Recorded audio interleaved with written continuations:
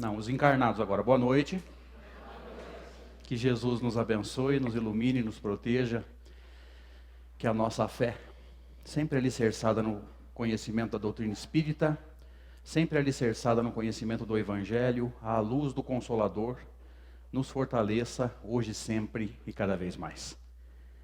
Antes de entrar no assunto, eu queria agradecer a oportunidade que eu estou tendo de conhecer essa casa, de rever alguns amigos e de fazer novos amigos e poder compartilhar um pouquinho do muito pouquinho que nós sabemos sobre doutrina espírita. Na verdade, é um pouquinho do praticamente nada que nós sabemos sobre o Consolador prometido.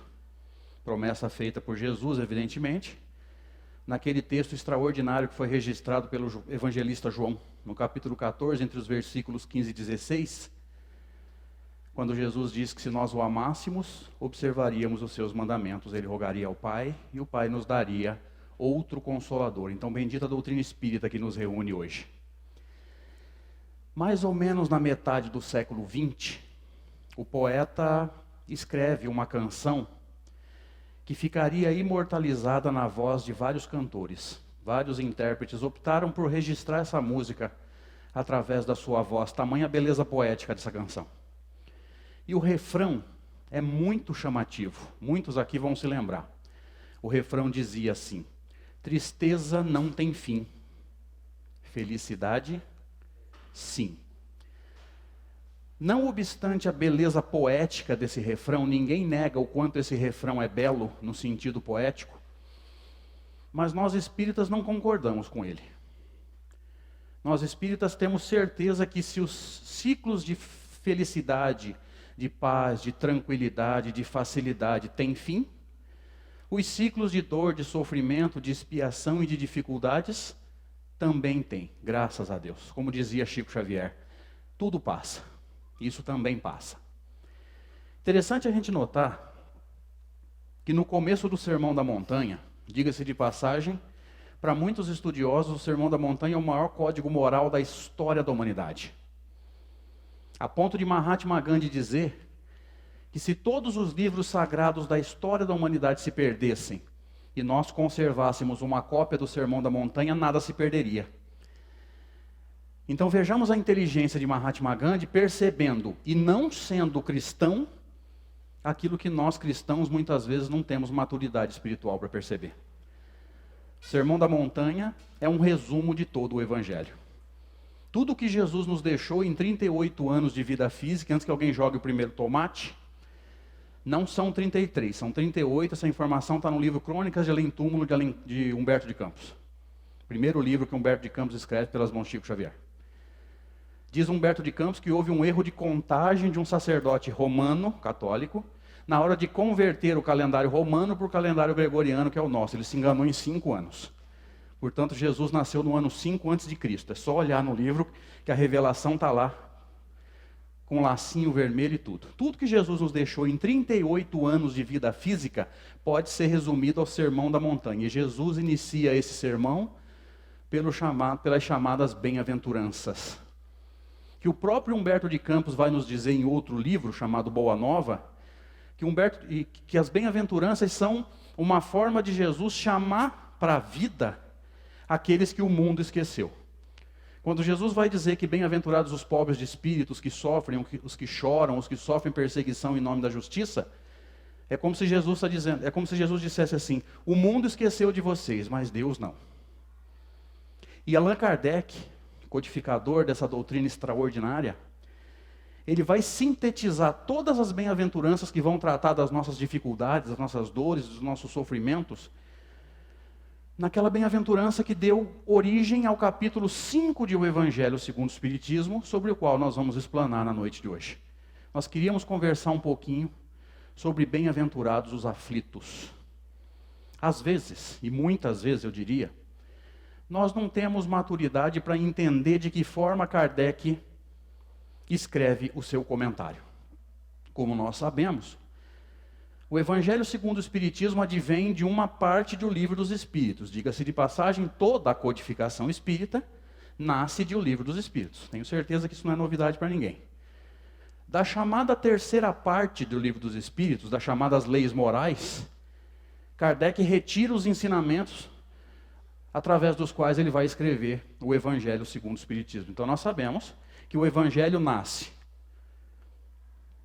de citações do Novo Testamento, comentários de Allan Kardec sempre comentando de pleno acordo com as leis morais do Livro dos Espíritos, porque a codificação não se desmente.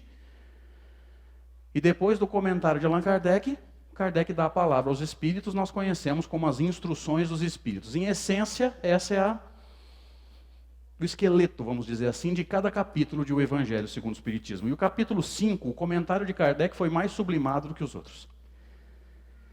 Se Allan Kardec é extremamente maduro nos seus comentários, no capítulo 5 ele se superou.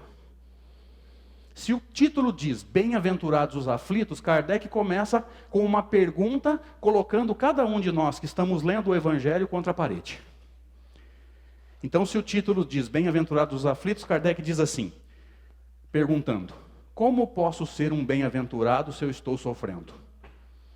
Alguém aqui já se fez essa pergunta? Como é que eu posso ser um bem-aventurado se eu estou sofrendo? Como eu posso me considerar um bem-aventurado se a dor bateu na minha porta? Por favor, me ajudem. Alguém aqui, quando a dor bate na sua porta, você abre a porta para ela e fala, seja bem-vinda? Graças a Deus, pode entrar. Te adoro.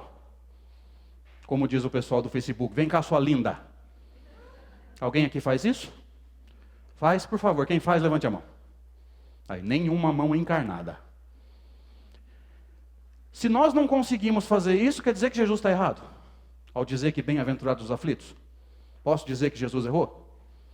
Posso? Qual é a essência do capítulo 5 de O Evangelho segundo o Espiritismo? Kardec escreveu aquele comentário extraordinário para quê? Para todos nós que estudamos o capítulo 5, entendermos por que nós somos bem-aventurados quando a dor bate à nossa porta. É isso. Você entendeu a essência do capítulo 5 de O Evangelho. Kardec vai usar do seu raciocínio extremamente lógico, do seu pensamento filosófico, para construir o conhecimento, para que no final do capítulo nós possamos olhar para nós mesmos e dizer que nós somos bem-aventurados quando estamos sofrendo. E Kardec vai começar o seu comentário com um subtítulo extraordinário: Justiça das aflições. Mas me ajuda agora. De que justiça nós estamos falando? Da justiça humana ou da justiça divina? Quem me ajuda? Um de cada vez, senão eu não entendo. Kardec refere-se à justiça humana ou divina? Lógico que é a justiça divina. A justiça divina é perfeita ou imperfeita? Absolutamente perfeita ou relativamente perfeita? Nós temos que trabalhar com esse conceito. Ele está no capítulo 17 de O Evangelho segundo o Espiritismo e a gente não percebeu. Kardec vai trabalhar ali, de forma velada, dizendo-nos que existem dois tipos de perfeição no universo. A perfeição absoluta, que é a de Deus, e a perfeição relativa, que é a que nós podemos sonhar, cujo modelo e guia para nós, aquele que já atingiu essa perfeição, nos é revelado na questão 625 de O Livro dos Espíritos. Qual o tipo mais perfeito que Deus tem ofertado ao homem e que deve servir de guia e modelo à humanidade? Os Espíritos respondem, vede Jesus. Jesus é o modelo de perfeição relativa, a absoluta é a do Pai. Porque diz a filosofia e O Livro dos Espíritos fala a mesma coisa, que a criatura jamais conseguirá igualar o seu Criador. Então vejamos que a doutrina espírita fala a mesma língua de que todos os grandes filósofos da história da humanidade. Nós estamos falando de uma justiça absolutamente perfeita. A justiça absolutamente perfeita erra. Quem me ajuda? Você consegue imaginar Deus errando? Sim ou não? Tem alguma coisa injusta acontecendo com algum de nós aqui? Tem alguma coisa injusta acontecendo com qualquer filho de Deus que vive na terra, encarnado ou desencarnado? Tem alguma coisa injusta acontecendo com qualquer filho de Deus que vive no universo inteiro? Está tudo perfeito? Está. O que não está perfeito é a nossa conduta. Mas para a justiça de Deus não tem erro. É isso que Kardec está dizendo. Por isso que ele começa o capítulo chamando o primeiro subtítulo de Justiça das Aflições. Porque se eu quiser entender por que eu sou um bem-aventurado quando eu estou sofrendo, eu tenho que entender que a minha dor é justa. Entenderam agora? Olha a sublimidade do raciocínio de Allan Kardec. Justiça das aflições é como o alicerce do restante do capítulo. Aliás, todo livro sério é assim. O começo do capítulo tem que explanar para você entender o que vai ser discutido no restante do capítulo. E os primeiros capítulos são um alicerce para o resto do livro, não é isso? Todo livro bem escrito é assim, gente. Se não for, é como aquele filme que você perdeu os primeiros 30 minutos. O que você entende do filme? Muito pouco. Então vejamos que o livro tem que ser um desencadeamento de ideias. E tem duas frases de Allan Kardec nesse subtítulo, Justiça das Aflições, que eu gostaria muito de comentar com vocês. A primeira frase diz assim: Deus, não podendo punir pelo bem que eu faço e nem pelo mal que eu não faço, se sou punido é porque fiz o mal. E tem vários aspectos nessa frase que a gente gostaria de comentar. O primeiro aspecto, ele é mais linguístico do que qualquer outra coisa. É Kardec falando em castigo. Deus castiga? Sim ou não? Deus não podendo punir, Deus pune? Então Kardec errou. Olha lá, botou na parede, esquece. Você quer entender esse termo punição? É só você se lembrar do que Paulo de Tarso falou na carta dele. Porque a letra mata, mas o espírito vivifica ou dá vida. Esses dizeres são de Paulo em uma das suas cartas. É só você não se apegar no termo punição. O mal que eu faço não traz punição, traz consequências. O bem que eu faço, a mesma coisa. A palavra consequência, ela substitui tanto a punição quanto a recompensa. Cada um colhe exatamente o que planta. Mas tem uma outra forma mais tranquila da gente entender. Menos filosófica, mais prática. Quando o teu filho faz alguma coisa errada, você castiga ele? Não vou dizer que você castiga de forma física, com cintada, ou como era antigamente, né, ajoelhado no feijão, no milho. Alguém lembra disso? Alguém dessa época? Pois é, eu acredito que isso não aconteça mais. Mas quando teu filho faz alguma coisa errada, você chama atenção, você pune? Qual é o teu objetivo? Você quer que ele sofra ou você quer que ele aprenda? Quando eu entendi esse raciocínio, o termo punição já não me dói mais. Quando alguém fala assim, Deus castigou, eu falo, sem problema. Porque eu entendi que, embora o mecanismo seja a dor, o objetivo não é o da dor, o objetivo é o do aprendizado. Porque a lei de Deus não é punitiva, a lei de Deus é educativa. Quando eu entendi esse raciocínio, se alguém virar para mim e falar, Deus castigou, eu já não brigo mais. Porque eu entendi a ideia, que é o que Paulo fala. A letra mata, é a forma que está escrito. Mas o espírito vivifica, o espírito é a ideia. Muitas vezes a gente fica brigando por causa de palavra, por causa de forma, e não entende o fundo ou a ideia. Aí eu entendi porque que ele usou o castigo. Deus não podendo punir pelo bem que eu faço, entendamos isso. O bem que nós fazemos traz algum tipo de punição? Vou até mudar de termo. O bem que você faz traz algum tipo de consequência desagradável? Tem como você plantar o bem e colher coisas desagradáveis? Impossível. O bem que nós fazemos só traz coisas boas como consequência. A gente não tem como errar. Qual é a principal consequência do bem? Tanto o Livro dos Espíritos como o Livro Consolador lá de Emmanuel vão trabalhar esse conceito.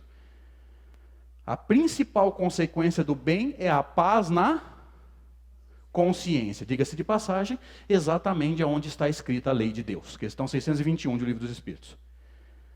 Kardec pergunta, onde está escrita a lei de Deus? E num movimento histórico da nossa imaturidade espiritual, a gente sempre achou que a lei de Deus estava fora.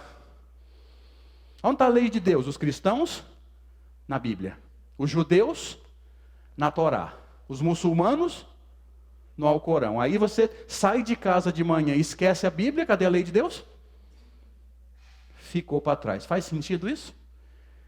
Quando a gente entende esse movimento, a gente vai entender a importância dessa resposta. Onde está escrita a lei de Deus? E os Espíritos respondem, na tua consciência.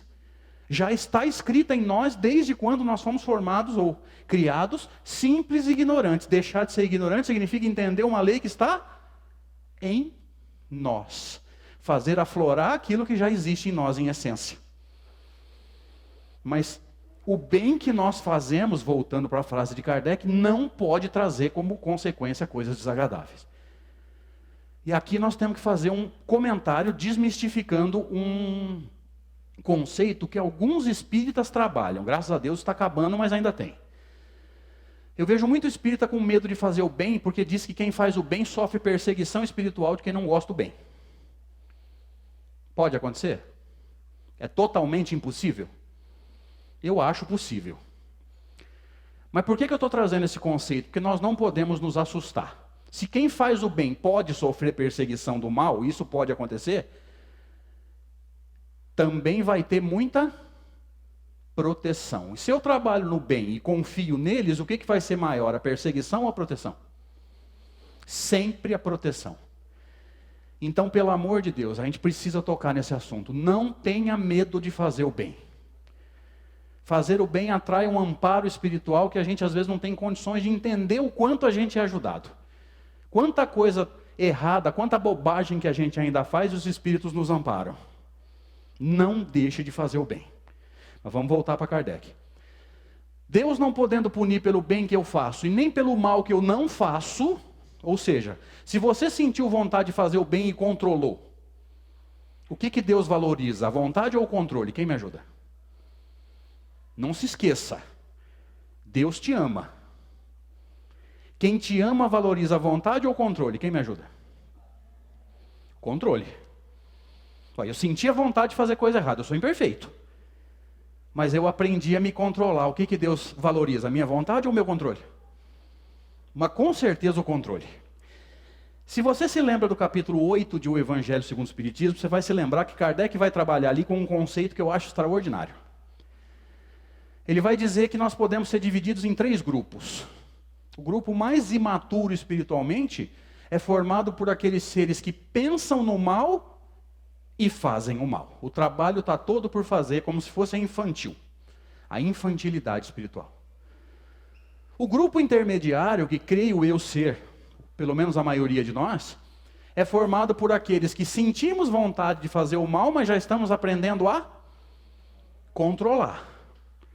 E o grupo mais evoluído, eu não sei se alguém aqui faz parte, é daqueles que nem pensam no mal. Nenhum pensamento errado durante o dia todo, a semana toda, mês todo, sem direito a abonada.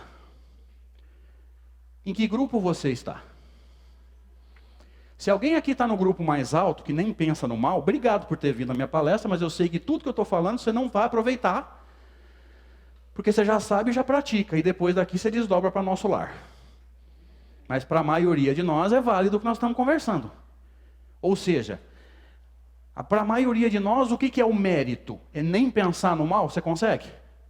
Alguém aqui consegue passar 24 horas sem pensar nada errado? Parabéns. O mérito para nós é o quê? Sendo imperfeitos e pensando no mal, tentar, na medida das nossas forças, controlar os nossos impulsos. Vamos para Kardec? Deus não podendo punir pelo bem que eu faço e nem pelo mal que eu não faço, ou seja, eu senti vontade e controlei. O que Deus valoriza? Com certeza o controle. Se sou punido é porque fiz o mal. Tem alguém aqui sofrendo? Levante a mão que ele vira a câmera. Joga no YouTube, para todo mundo. Tem alguém passando por algum tipo de problema? Pode ser familiar, pode ser de doença, pode ser financeiro. Bom, financeiro no Brasil hoje esquece. Se você não sofre nenhum problema financeiro e mora no Brasil, você é uma exceção à regra. Se nós estamos passando por dificuldades e o Deus é justo, o que significa isso? Qual foi o nosso plantio no passado? Tenho certeza que o que eu estou falando não é novidade para ninguém aqui. Mas o problema é o seguinte: mesmo com esse conhecimento, você sabe que tudo que está te acontecendo é justo, mas quando a dor te visita, você fica calmo ou você se desespera? Se você se desespera, você está no meu grupo. Infelizmente. Vejamos como que o conhecimento espírita não está alterando a nossa conduta.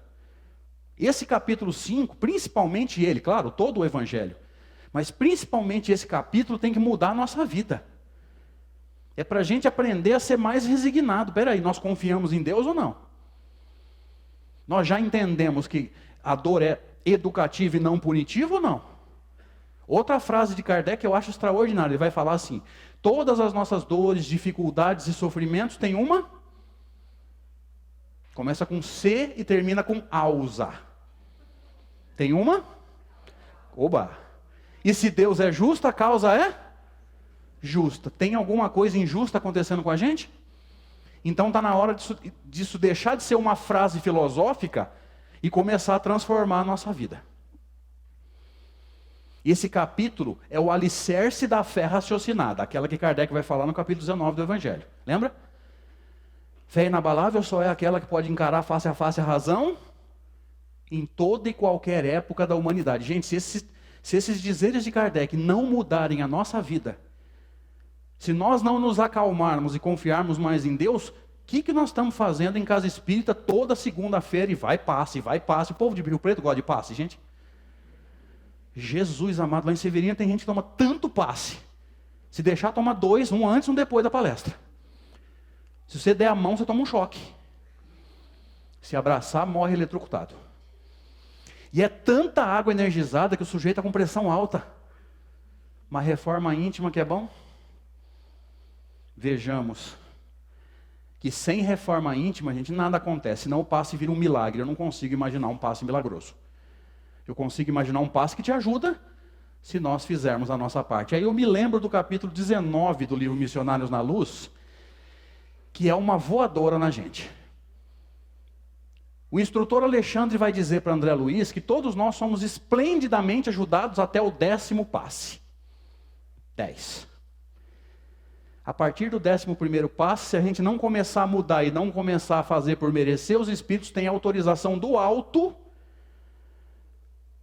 para não mais curar, apenas aliviar e nos deixar à mercê da nossa indisciplina. Por favor, levante a mão quem já recebeu mais de 10 passes. Não fica com vergonha não. Casa caiu para nós, gente. Agora, ou muda, ou fica na mão. Então vejamos que não tem nada injusto acontecendo. E quanto mais eu sofro, essa frase é textual de Kardec. Quem mais sofre deve pensar que mais errou. Quanto mais difícil a nossa vida hoje, mais a gente tem que entender que o passado foi tenebroso. E por que eu falo dessa forma? Porque eu não sei como é que acontece aqui em Rio Preto, mas lá na minha cidade nós temos um problema. A gente fala assim: eu sou imperfeito. Mas a gente só fala, a gente não acredita nisso não. Porque quem fala e acredita, quando a dor bate na sua porta, tenta não se desesperar. Confie em Deus, sabe que está tudo certo. Não tem nada injusto acontecendo no universo. E veja os dizeres de Kardec: quem mais sofre deve pensar que mais errou. Nas fases mais difíceis, o que nós estamos resgatando? Os erros mais escabrosos. Então vejamos que a gente sabe que é imperfeito, mas não acredita muito. Mas um dia nós vamos acreditar. Outros dizeres extraordinários de Kardec, ele usou um outro subtítulo que eu acho que para mim é o segundo mais importante de todo o capítulo, por isso que ele está em segundo no capítulo.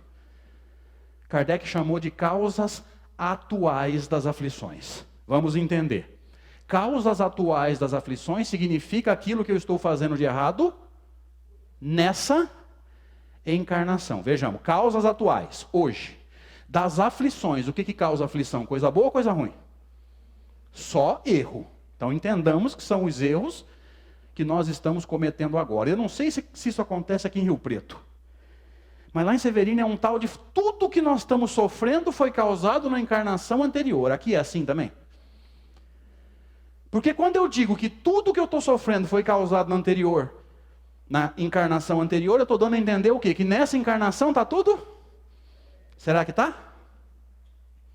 Não estamos errando nada? Então por que a gente tem essa mania de falar que tudo é causa anterior, gente? Quantos erros nós estamos cometendo nessa encarnação? Pensemos nisso. Vamos dar uns exemplos. Aqui em Rio Preto vocês têm problema com consumismo? Sair comprando à torta e à direito?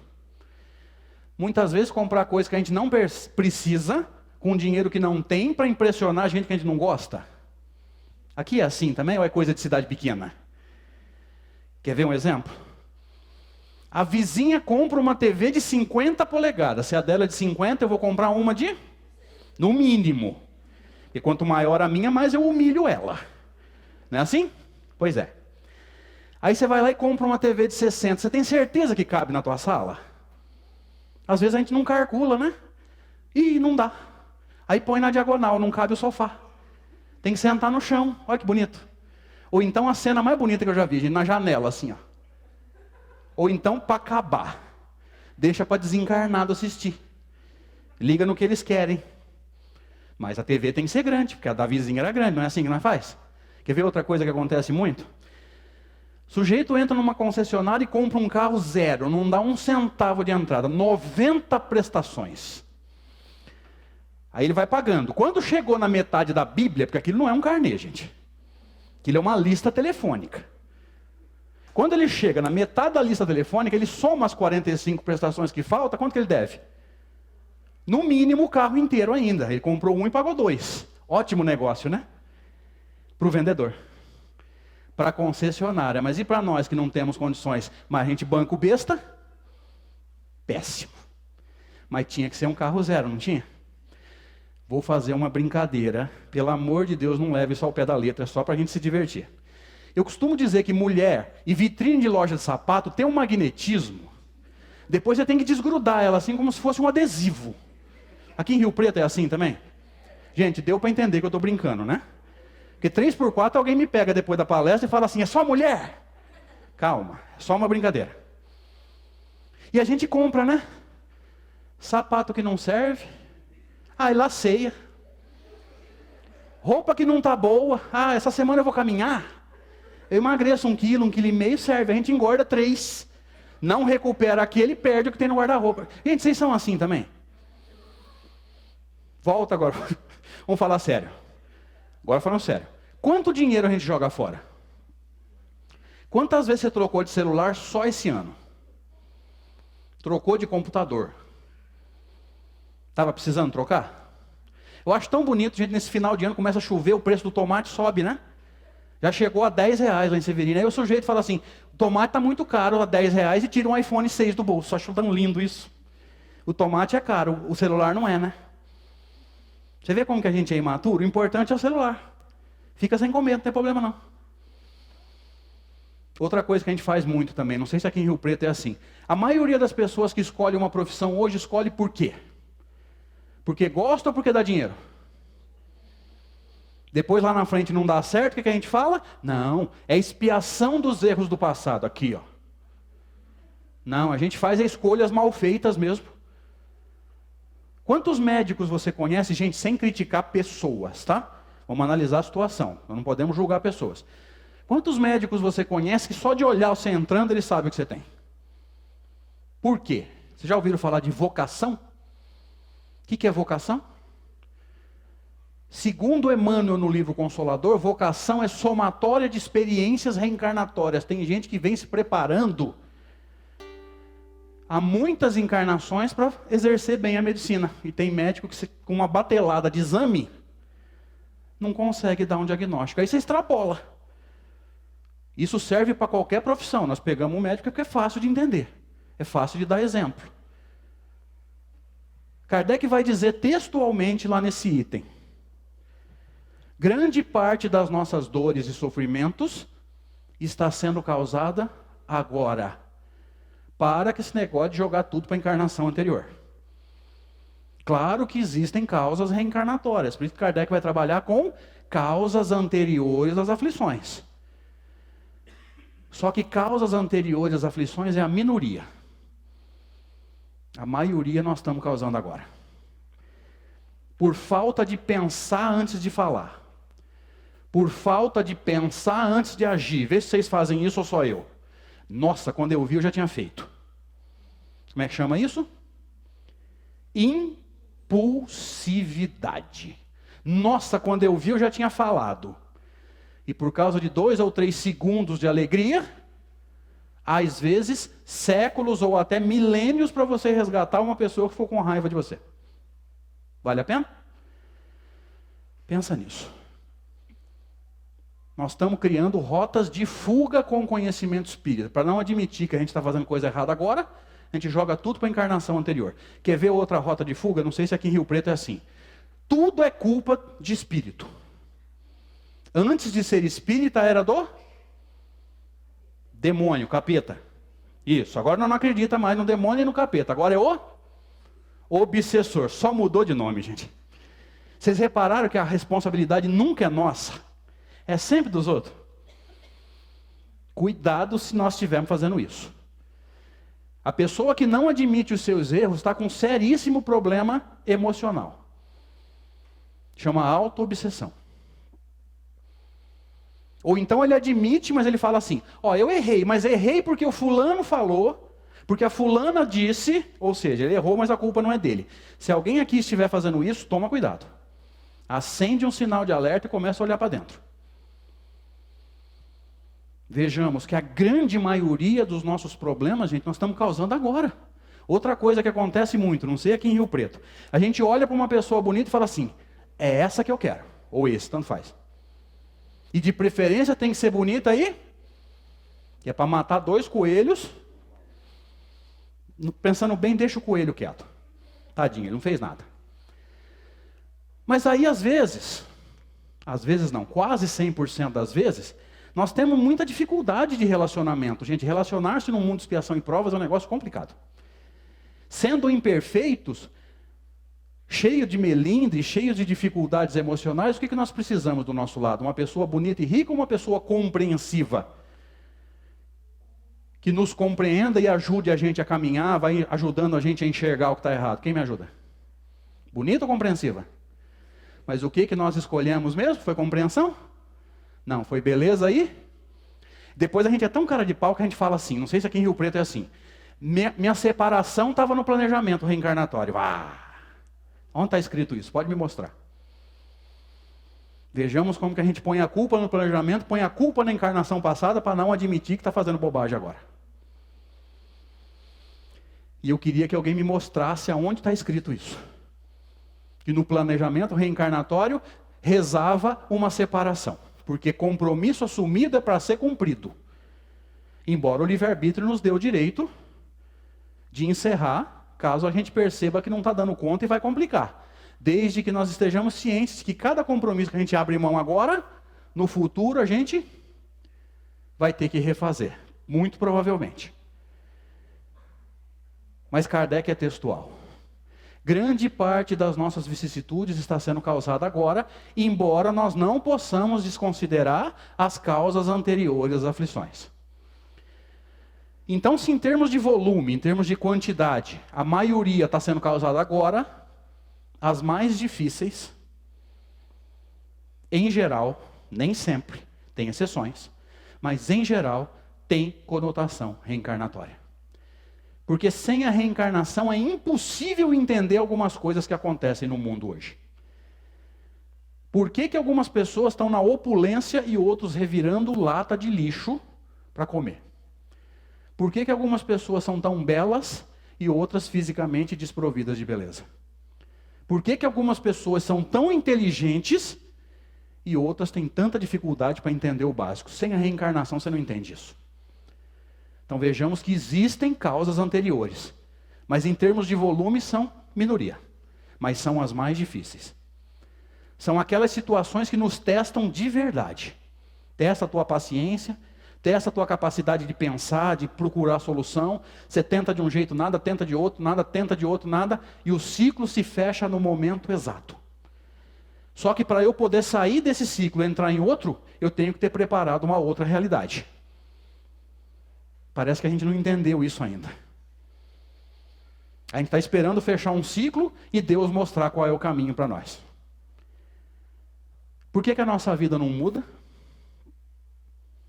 Nós estamos fazendo alguma coisa para mudar? Ou estamos esperando a vida mostrar?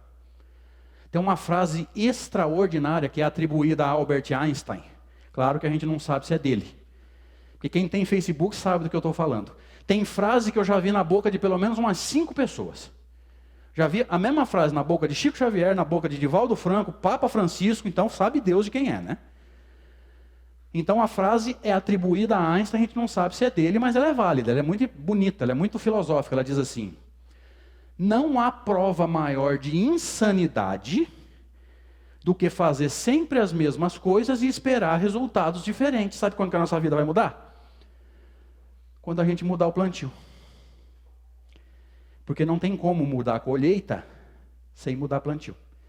E nós estamos plantando sempre as mesmas coisas, esperando a vida resolver para a gente. Não, os espíritos vão me ajudar. Espírito não faz milagre. Vejamos que o ciclo expiatório pode se fechar. Mas se eu não abrir a porta para um novo ambiente, se eu não criei uma nova realidade, o que vai acontecer? Terminou o ciclo, mas eu não tenho para onde ir, eu vou ficar girando no mesmo lugar. Então entendamos que a maior parte dos nossos problemas está sendo causada agora. Sobra para a parte reencarnatória a minoria, porém os mais difíceis. Outro subtítulo que Kardec trabalha com extrema sabedoria, ele chamou de esquecimento do passado. Porque nós espíritas temos mania de dizer assim: se eu lembrasse o que eu fiz na encarnação passada, eu lidaria melhor com as situações da minha vida. Será? Será que vale a pena? Sabendo que nós somos altamente imperfeitos, a lei de progresso diz o quê? Invariavelmente nós somos hoje melhores do que fomos na encarnação passada, é isso. Não tem como regredir. Espera aí. Se nós não estamos fazendo tudo certo hoje, o que nós fizemos na encarnação passada? Pior do que hoje. Você quer fazer regressão? Eu não sei fazer, mas eu aprendo. Cadê a mesa? Deita naquele banco lá. Pode deitar. Nunca fiz, mas eu dou um jeito. Quer fazer? Allan Kardec diz assim no Evangelho: Deus passou um véu sobre as nossas vidas passadas. Lembra disso? Quem já leu isso? Pois é. Eu tenho uma desconfiança, gente. Se eu estiver errado, você me corrige.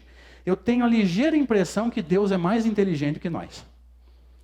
E se Ele passou um véu para você esquecer, adivinha o que é para fazer? Deixar o véu lá. Porque imagina que você tem um complexo de culpa e você não sabe de onde. Se não está nessa encarnação, onde está? Em alguma encarnação passada. É isso? Ok. Aí você faz uma regressão e descobre que na encarnação passada você matava e estuprava crianças. E aí o terapeuta não sabe trabalhar. Por isso que quando faz regressão, eles chamam de terapia de vivências. Por quê? Porque o terapeuta tem que saber trabalhar, no mínimo, a culpa. Se o terapeuta não souber trabalhar a culpa, como é que você vai sair da sessão? Pior, porque tem um segredo que ninguém explica, pouca gente explica. Se você quiser ter mais detalhes, leia um livro fantástico chamado A Memória e o Tempo, Hermínio Corrêa de Miranda. Ele vai trabalhar bem com essa questão de memória. Tudo que aconteceu nas nossas existências anteriores está armazenado no chamado inconsciente. Está escondidinho, por isso que você não lembra. Ótimo. Quando você faz terapia de vivência, você sai do corpo. Você desdobra. Linguagem de Kardec, você emancipa. Você sai do corpo. Seria um desdobramento na linguagem de André Luiz. Quando você sai do corpo, você tem acesso a essas memórias. Só que quando você volta no corpo, elas não estão mais no inconsciente, elas estão no consciente, você vai lembrar. E se o terapeuta não souber trabalhar, você vai sair muito pior do que quando você entrou. Alguém quer? Lembre-se de Kardec, deixa quieto lá. Kardec vai dizer que nós temos uma forma indireta e segura de termos uma noção de quem a gente foi na encarnação passada. Quem lembra? Pelas nossas tendências. O que nós fazemos hoje mostra com segurança o que a gente fazia nas encarnações passadas. O que nós gostamos hoje mostra com segurança o que a gente fez na encarnação passada. Tudo que nós mostramos reflete o que a gente vinha mostrando no passado. pelas nossas tendências, é fácil. Vou simplificar. Quando a vida te agride, qualquer que seja a agressão que a vida te ofertou, perdeu um emprego, foi agredido por alguém, bateu o carro, enfim, alguma coisa desagradável te aconteceu. Como é que você reage?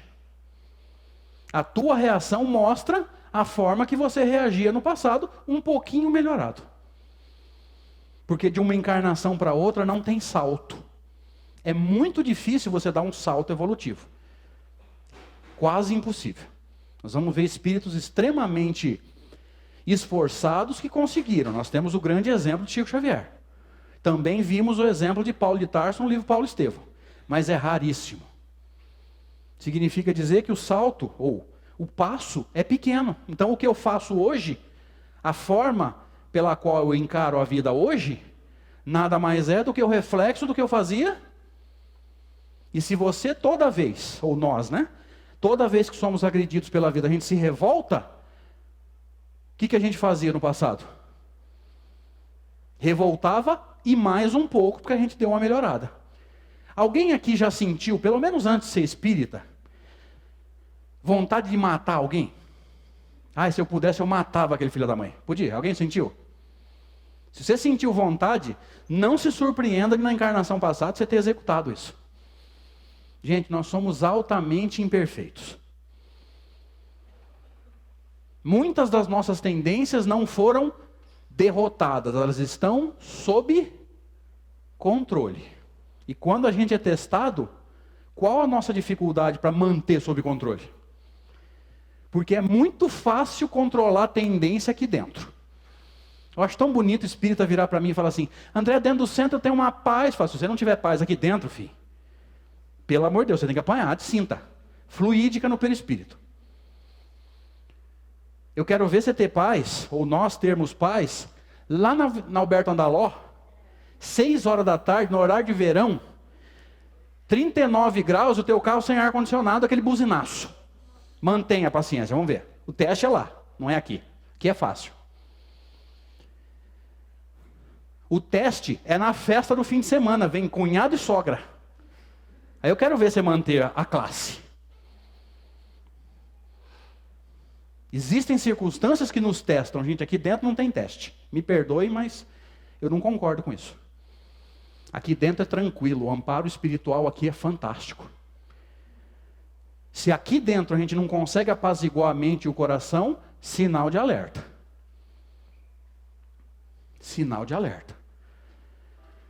Então, sugestão de amigo, esquece o teu passado. Já ficou lá atrás, não te pertence mais. Emmanuel vai dizer no livro Companheiro, num capítulo chamado Tensão Emocional, que a gente precisa aproveitar o passado como experiência para atuar no presente, construindo o futuro. Não se preocupe com o teu passado. Jesus não está preocupado com ele. A menos que vocês sejam igual à maioria dos espíritos. Eu vou fazer até uma sugestão para a diretoria da casa. Conforme o pessoal for saindo do passe, tem passe depois, né? Conforme o pessoal for saindo do passe, vai perguntando, Sander. Tá. Vai perguntando quem eles foram na encarnação passada e coleta as respostas. O que vai dar? Só rei, rainha, príncipe, faraó do Egito, Mahatma na Grécia. Não, não é na Grécia, na Índia. Filósofos, profetas. Gente, não vai ter um ladrão, um bêbado, uma prostituta. E se alguém admitir que é ladrão, vai falar assim: eu era o bom ladrão que fui crucificado ao lado de Jesus. Vocês já ouviram alguém falar assim, ó, eu sou a pior criatura da história da humanidade? Já? É interessante que até para ser ruim nós temos que ser mais ruim do que os outros, né? Até para ser ruim a gente tem que ser campeão de ruindade, né? Vai ser orgulhoso assim no umbral. Até para ser orgulhoso, cara. Até para ser ruim. Então vejamos que a nossa imaturidade espiritual vai se refletindo em tudo que a gente faz. Tudo que a gente faz. E é nos pequenos detalhes da vida que nós somos testados. Não espera grandes testes o tempo todo, porque a vida não é assim. Deus sabe que nós não suportaríamos. E para encerrar. O quinto subtítulo que Kardec trabalha, ele chamou de motivos de resignação. Por favor, alguém me ajuda. O que é resignação? Isso, os encarnados agora. O que é resignação? Resignar-se significa aceitação, aceitar aquilo que a vida nos impõe. Mas, claro, sempre pensando em termos de planejamento reencarnatório. O que a vida nos oferece, nós aceitamos, está no Livro dos Espíritos, escolha do gênero de provas. Mas que tipo de aceitação a doutrina espírita nos pede? Joana de Ângeles trabalha num livro chamado Dias Gloriosos, que eu sugiro que vocês leiam. Ela vai trabalhar com o conceito de 2 tipos de aceitação, passiva e ativa. A aceitação passiva é daquela pessoa que aceita, mas ela cruza os braços, fica reclamando, esperando a vida resolver os problemas. É isso que a doutrina espírita espera de nós?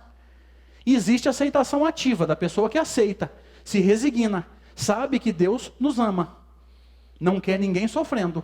Se nós estamos sofrendo, isso tem uma causa. E se Deus é justo, a causa é justa. Só que ao invés de cruzar os braços, quem aceita ativamente, o tempo todo fica procurando a solução do problema.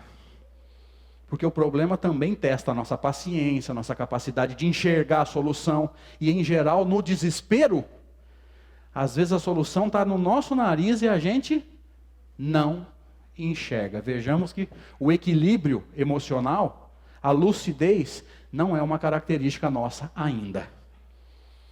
Me ajuda agora. Com todo o conhecimento espírita que nós temos motivos de resignação para nos resignarmos? Sim ou não? Não. Nós temos a obrigação de nos resignarmos, porque nós já entendemos que Deus nos ama. Gente, pelo amor de Deus, pelo menos isso tem que estar claro na nossa mente. Deus nos ama, não quer ninguém sofrendo. Se nós estivermos sofrendo, pense, meu plantio não foi correto ou até não está sendo correto. Quando é que vai mudar? Quando nós mudarmos o plantio. Comece a plantar coisas boas. Comece a plantar uma nova realidade. Comece a ajudar as pessoas, porque Jesus vai nos dizer no livro Boa Nova, que o amor encobre uma multidão de pecados. E essa frase está na Bíblia, na Epístola de Simão Pedro. Todo mundo fala que a frase é de Pedro, não é. Está no livro Boa Nova, ela é de Jesus. Simão Pedro está repetindo, né? Está citando uma frase que Jesus já tinha usado. Simão Pedro não inventou. Então aquilo que a gente poderia estar resgatando pela dor, Deus nos deu a opção de resgatar pelo amor, pela caridade, pela paciência. Vejamos que se tudo no universo está dentro do plano divino, ninguém entrou na nossa vida por acaso. O que eu vejo de espírita falando assim, ai, meu marido é meu karma, isso acontece aqui em Rio Preto também? Né? A gente não tem karma não. E como diz um amigo, nem alma gêmea, tem alma para gemer juntas. Para aprender juntos. Para caminhar juntos na direção de Deus. Então vejamos que nós temos a obrigação de nos resignarmos, porque a doutrina espírita clareou isso para a gente. Bendita a doutrina espírita, que faz compreensíveis as formas de Deus atuar na nossa vida. Aí é só apaziguar o coração e tentar entender o que Deus quer de nós. Como diz a música, penso que cumprir a vida seja simplesmente compreender a marcha e ir tocando em frente. Obrigado, boa noite.